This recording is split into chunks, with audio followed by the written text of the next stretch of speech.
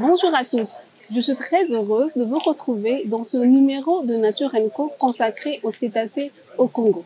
La République du Congo abrite des écosystèmes marins très riches et encore mal connus. Si la présence de certaines espèces dans les eaux côtières est bien documentée, pour les tortues marines par exemple, ce n'est pas le cas pour certaines espèces emblématiques comme les mammifères marins.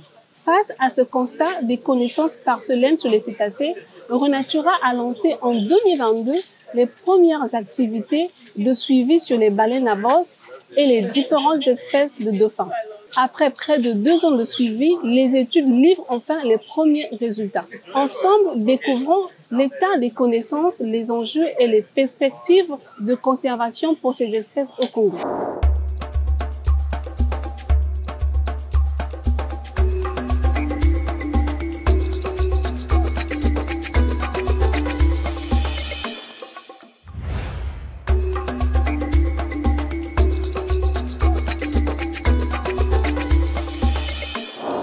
Bonjour Marion. Bonjour Louisette. Marion, tu es coordonnatrice du pôle océanographique de chez Euronatura. Ça se passe comment? Ça se passe très bien. Effectivement, je suis en volontariat de solidarité internationale depuis presque 1 an maintenant. Cela fait près de 2 années que vous avez mené des activités de suivi sur les baleines à bosse et les différentes sortes de dauphins. Et aujourd'hui, vous présentez ces résultats.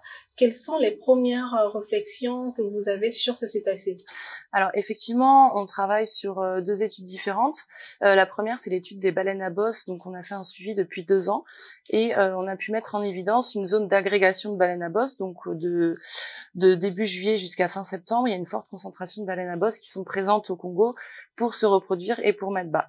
On étudie aussi les dauphins et notamment on se concentre sur le dauphin à bosse de l'Atlantique qui est en danger critique d'extinction et on a déployé des hydrophones en mer pour pouvoir entendre l'émission de leur son. Et donc, c'est une étude qui est en cours pour l'instant, mais on a des sites où il y a beaucoup de passages de dauphins. Vous avez parlé des hydrophones. On peut savoir ce que c'est? Alors oui, c'est un appareil qui enregistre les ondes qui sont émises par les dauphins. Donc, c'est un appareil qu'on met dans l'eau. Donc, il est posé dans l'eau, il va rester dans l'eau pendant plusieurs mois. Et quand il y a un passage de dauphin, le dauphin, il émet des sons, des ondes pour communiquer, pour naviguer. Et du coup, ces sons-là vont être enregistrés par l'appareil. Donc nous, ça nous permet, sur un logiciel, de pouvoir détecter la présence de dauphins. Les mammifères marins sont certainement confrontés aux menaces. On peut savoir quelles sont ces menaces? Oui, alors il y en a beaucoup. Donc la première menace, ça va être les captures accidentelles dans les filets de pêche. Ensuite, il y a la pollution au plastique. Donc, les animaux vont ingérer les plastiques qui vont obstruer leur voie alimentaire et respiratoire. Et on a aussi une pollution, donc les pollutions chimiques, et une pollution dont on parle un petit peu moins, c'est la pollution sonore. Et surtout ici, avec une forte activité commerciale, on a beaucoup de navires commerciaux et pétroliers. Donc, le son des navires vont camoufler des fonctions écologiques des animaux, donc c'est-à-dire les fonctions d'alimentation, de reproduction, de communication. Nous savons que la préservation des mammifères marins est aussi importante. En quoi est-ce que c'est un enjeu crucial pour vous? Alors oui, effectivement. Donc déjà pour les baleines, elles ont été chassées dans les années 80 et 90 pour leurs huiles, et on a eu 90% de la population de baleines à bosse qui avait disparu dans le monde. Donc, comme tout animal, les cétacés sont des animaux qui ont leur place dans la chaîne alimentaire, et si on enlève un maillon de cette chaîne alimentaire, il va y avoir un déséquilibre dans cette chaîne, et du coup modifier les ressources qui sont disponibles dans l'océan. Marion, aujourd'hui, on parle beaucoup plus de la science participative. En quoi est-ce que c'est un outil innovant, surtout dans le cadre de vos recherches? Alors effectivement, la science participative, c'est un outil qui se développe beaucoup partout dans le monde. Et donc il y a plusieurs avantages, c'est que ça permet aussi de sensibiliser le public à la préservation de l'environnement, ça leur apporte des connaissances supplémentaires. Et en plus, c'est un moyen qui est assez peu coûteux, parce que les utilisateurs vont enregistrer à travers leur appareil photo, leur téléphone, des images qui vont nous permettre de déterminer l'espèce à un certain endroit. Les campagnes en mer sont des campagnes qui sont très coûteuses. Il faut un pilote, il faut un bateau, il faut l'essence, il faut du matériel très coûteux. Donc la science participative est une bonne alternative au suivi scientifique.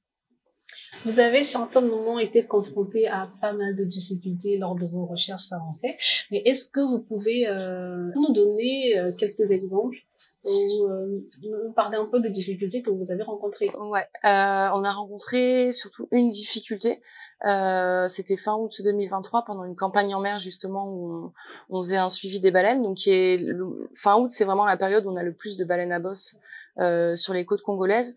Et on a dû arrêter la campagne parce qu'il y avait un bateau d'études sismiques qui était à cet endroit-là. Et du coup, on a dû changer notre trajectoire de suivi. Dommage. Quelles sont les bonnes périodes d'observation pour les baleines et la migration et autres? Alors, les baleines à bosse vont venir dans les eaux chaudes à partir de début juillet et vont repartir en Antarctique fin septembre. Marion, pour terminer, y a-t-il eu des résultats qui vous ont surpris de manière positive ou d'autres qui vous ont reconforté sur l'évolution de ces mammifères? Alors, ça fait uniquement 2 ans qu'on fait le suivi des cétacés, donc c'est un peu difficile d'avoir du recul sur l'évolution des populations de cétacés au Congo. Pour l'instant, on est plutôt dans une phase d'amélioration des connaissances sur les espèces qui sont présentes et à quel endroit et à quel moment. Par contre, on a été assez surpris du nombre de baleines qu'on a observées en mer. On a eu par exemple une sortie en mer au mois d'août, je crois. On a vu une trentaine de baleines sur une journée, donc ce qui est très conséquent. Donc on a vraiment une forte concentration de baleines sur les côtes congolaises. Merci beaucoup. De rien. Bonjour Monsieur Victor Mambonekene. Bonjour madame. Vous êtes directeur de l'IRSEN. Oui, je suis le directeur général de l'Institut national de recherche en sciences exactes et naturelles, du ministère de l'enseignement supérieur, de la recherche scientifique et de l'innovation technologique. Alors, dans quel contexte s'inscrit la collaboration entre l'IRSEN et Renatura Congo dans le cadre de ce projet? Oui, Renatura Congo et IRSEN avaient signé un accord de partenariat parce que nous avons en charge d'étudier le milieu marin, donc la relance de l'océanographie au niveau du site de Pointe-Noire, et Renatura qui évolue dans le cadre de la protection des tortues marines également en milieu marin. Il s'était avéré nécessaire en fait que ces deux parties puissent avoir un protocole de partenariat, puisque nous travaillons dans le même milieu. Alors, depuis 2021, je crois, un protocole de partenariat avait été signé pour que nous puissions conjuguer nos efforts, aussi bien en termes de matériel qu'en termes de matière grise, pour pouvoir travailler ensemble dans ce milieu marin. Selon vous, en quoi est-ce que cette étude est-elle importante pour la recherche? Oui, connaître la biodiversité dans un milieu donné, comme c'est le cas ici en mer, est importante parce que pour ceux qui font de la conservation, c'est de savoir déjà qu'est-ce que l'on va conserver, puisque pour savoir ce qu'il faut conserver, pour conserver, il faut savoir ce que l'on veut conserver. Alors, ce qu'il y a là comme résultat présenté en ce moment concerne les cétacés, c'est-à-dire des grands mammifères marins que sont les baleines et les dauphins, qui sont des très grands animaux, particulièrement pour les baleines.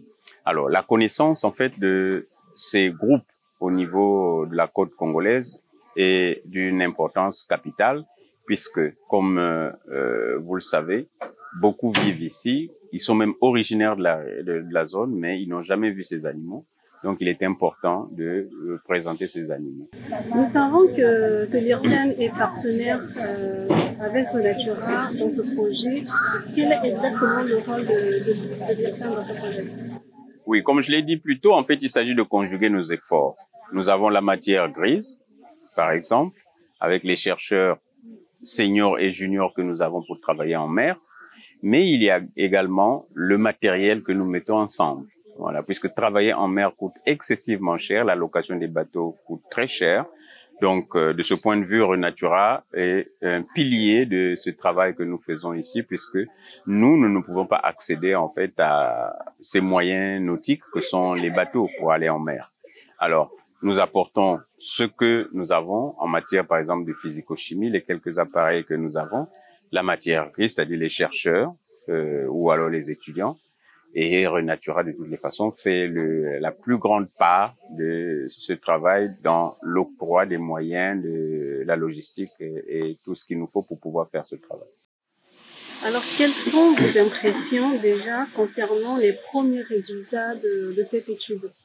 En tant que chercheur, je ne peux que tirer mon chapeau sur ce qui est présenté au cours de cet atelier parce que avec les moyens rudimentaires qui sont utilisés et que cette étude qui est à ses débuts au niveau des eaux congolaises, voir les résultats qui sont présentés sur déjà les baleines et entre-temps ce qui se passe dans la salle sur les dauphins, c'est quelque chose de très intéressant. Ainsi, nous pouvons déjà avoir une idée du nombre de baleines qui visitent les eaux congolaises pendant une période de l'année, puis c'est des animaux migrateurs et nous recevons les populations qui viennent du pôle sud, de la partie sud de la Terre, puisque les autres populations qui viennent de la partie nord, en fait, ne se mélangent pas avec celles qui sont dans la partie sud.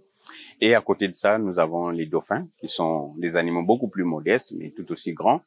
Et avoir les résultats qui sont présentés là, c'est vraiment une très bonne chose, en espérant que si les études se poursuivent, on pourra avoir des études, en fait, des données beaucoup plus détaillées sur leur comportement, sur leur biologie, sur leur écologie dans le cadre du milieu congolais. Merci beaucoup, Monsieur Victor. C'est moi qui vous remercie. Bonjour, Monsieur Jean-Michel. Bonjour, madame. Et bienvenue dans Nature & Co. Merci. Vous êtes chargé du milieu marin à la Bouée-Couronne. Oui, je suis chargé du milieu marin à la Bouée-Couronne et chargé de projet aussi. La Bouée-Couronne est partie prenante à cette étude scientifique. Pourquoi avoir accepté d'être acteur dans ce projet? Nous avons accepté d'être partenaires de ce projet parce que nous partageons le milieu marin avec l'association Renatura. Nous faisons l'activité de pêche et ils préservent les espèces marines.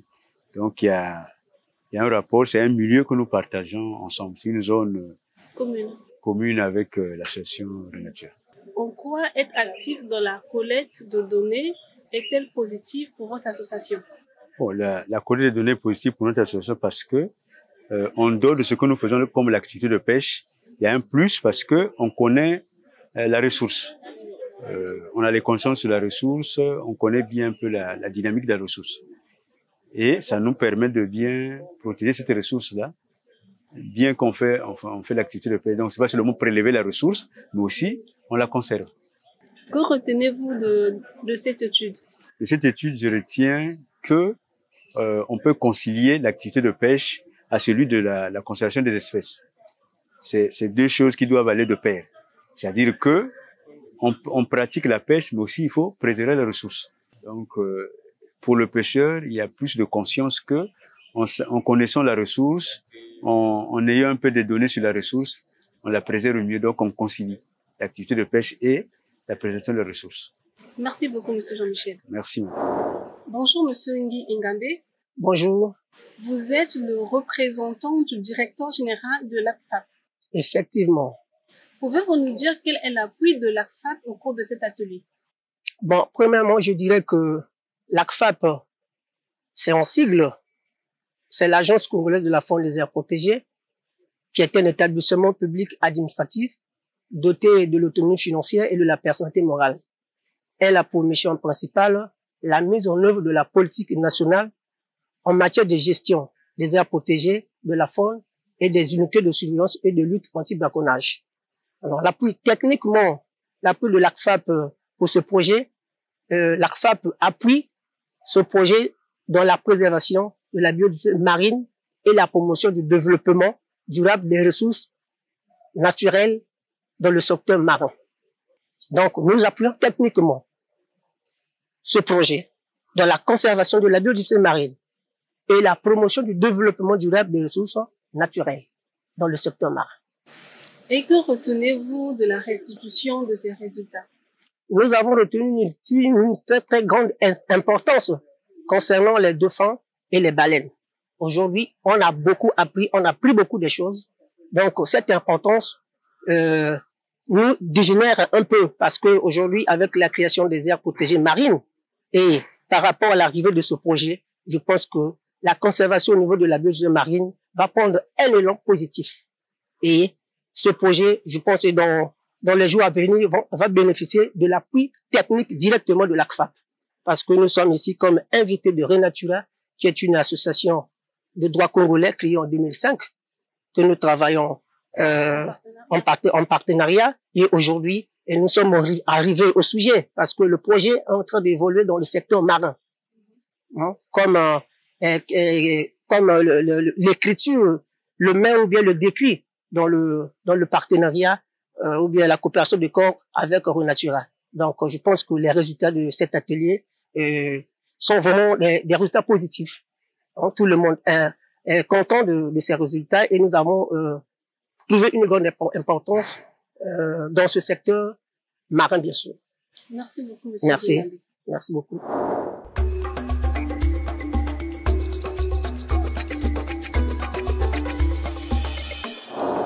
La recherche scientifique est une composante majeure de la conservation de la nature et des services écosystémiques qui y sont liés, car elle permet d'alimenter les actions de terrain de protection de ces espèces et des espaces par des données fiables.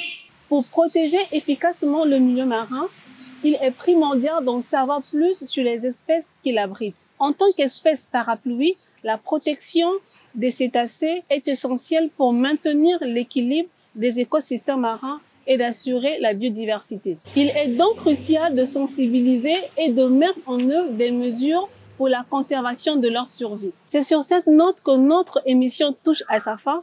Merci à nos intervenants et encore merci à notre partenaire production Focus Studio.